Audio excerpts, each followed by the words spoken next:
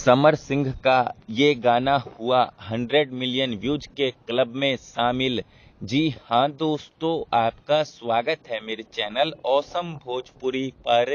Video को पूरा देखिएगा। वीडियो पसंद आए तो वीडियो को लाइक और चैनल को सब्सक्राइब कीजिएगा। दोस्तों, समर सिंह का गाना हरनवे धई धई दावा था, जिसे 2 महीना पहले बवंडर म्यूजिक यूट्यूब चैनल से रिलीज किया गया था। दोस्तों, पिछले 2 महीने से समर सिंह के इस गाने ने तांडव मचा के रख दिया है। सोशल मीडिया से लेकर यूट्यूब तक हर जगह समर सिंह के इस गाने का खूब जलवा रहा है पिछले 2 महीनों में। और पिछले 2 महीनों में जितने भी भोजपुरी गाने रिलीज हुए हैं, उनमें सबसे ज़्यादा बजने वाला कोई भोजपुरी गाना है तो वो भोजपुरी गाना समर सिंह का यही गाना है। दोस्तों, कल बवंडर म्यूजिक यूट्यूब चैनल पर समर सिंह के इस गाने पर 100 मिलियन व्यूज कंप्लीट हो गया।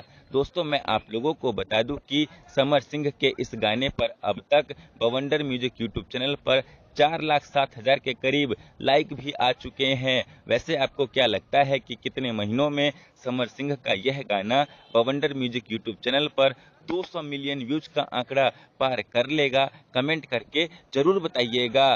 धन्यवाद।